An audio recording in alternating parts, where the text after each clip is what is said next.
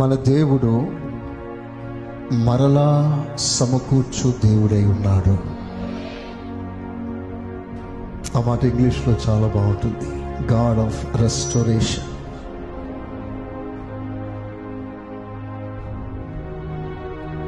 God of restoration. దావీదు అన్ని పోగొట్టుకున్నాడు. పోగొట్టుకున్న స్థితిలోనే ఉండిపోయే ప్రయత్నం చేయలే. ఏవి పోగొట్టుకున్నాడో అవన్నీ తెచ్చుకునే ప్రయత్నంలో పోరాడాడు, ప్రయాసపడ్డాడు, యుద్ధమే జరిగించాడు. ఆ తర్వాత తన కలిగినదంతా తెచ్చుకున్నాడు. ఈరోజున ఇక్కడ అలాంటి స్థితిలో ఎందరో దేవుని బిడ్డలు ఉన్నారు. ఒకరు కాదు, ఇద్దరు కాదు, many. We lost many things in the Lord. దేవునిలో ఉన్న అనేక దివ్యమైన ఆశీర్వాదాలు పోగొట్టుకున్న వారమై ఇక్కడ ఉన్నా. విచిత్రమైన సంగతి ఏంటంటే పోగొట్టుకోనమనే బాధ లేని వారెందరో ఉన్నారు. పోగొట్టుకున్న వాటిని తిరిగి సంపాదించాలని ఆసక్తి లేని వారెందరో ఉన్నారు. పోగొట్టుకున్నవి పోని, ఉన్నవి కాపాడుకుందాం అన్న ఆలోచనతో కొందరున్నారు.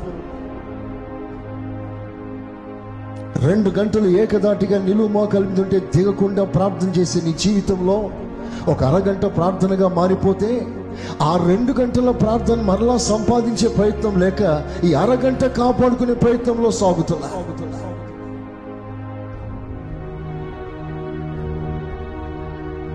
This is just an example.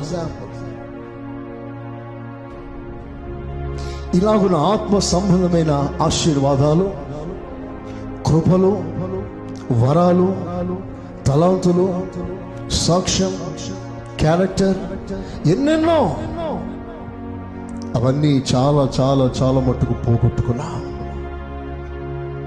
మీకు విషయం చెప్తున్నా, ఎవరైతే ప్రస్తుతం పోగొట్టుకున్న స్థితిలో ఉన్నారో వారు తిరిగి ఎలా సంపాదించాలన్న మాదిరిని నా ప్రభువే తేటగా చూపిస్తున్నాడు. ఒక్కసారి 2 చేతులు పైకెత్తి బిగ్గరగా దేవునికి స్తోత్రం చెప్పండి. చెప్పండి హల్లెలూయా. ఇంకా గట్టిగా, ఇంకా గట్టిగా, ఇంకా గట్టిగా వినండి. లూకా సువార్త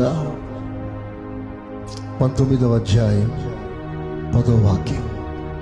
నశించిన దానిని వెదకి రక్షించుటకు, నశించిన దానిని, పోగొట్టుకున్న దానిని, తప్పిపోయిన దానిని వెదకి రక్షించుటకు మనుష్య కుమారుడు వచ్చనని యేసయ్య ఈ లోకానికి వచ్చాడు. అందరూ చేతులెత్తి ఆమేన్ అనండి. చెప్పండి హల్లెలూయా. పాఠం ఏమిటంటే పోగొట్టుకున్న నీ ఆత్మీయ అనుభవాలు. అది ప్రార్థన జీవితమే కావచ్చు, గుండెల్లో మండుతున్న మంటే కావచ్చు, దేవుని సన్నిధికి నువ్వు తీసిన పరుగులే కావచ్చు.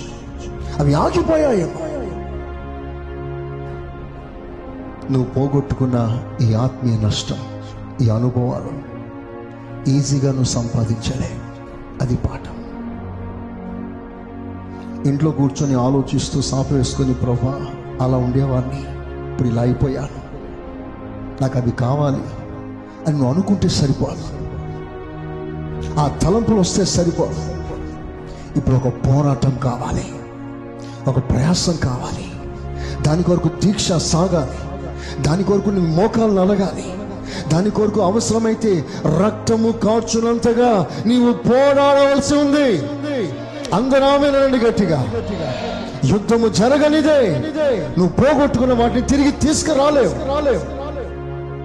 ఏ శత్రువు కూడా అయ్యా నీది తీసుకుపోయానయ్యా, తీసుకెళ్ళిపో అని దర్జాగా సంతోషంగా ఇచ్చి పంపాడు. యుద్ధం చేస్తాడు. ఆ యుద్ధంలో రక్తం ఒలికించాలి. నువ్వు ఏది పోగొట్టుకున్నావో అవి తెచ్చుకోవాలి. ఇది అంతే.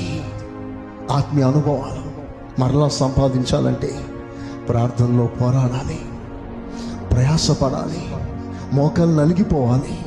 నీ ఆసక్తి నా ప్రభు చూడాలి. ఆయన మెచ్చిన ఆ రోజు నువ్వు పోగొట్టుకున్నవన్నీ మరలా నువ్వు సంపాదించగలవు.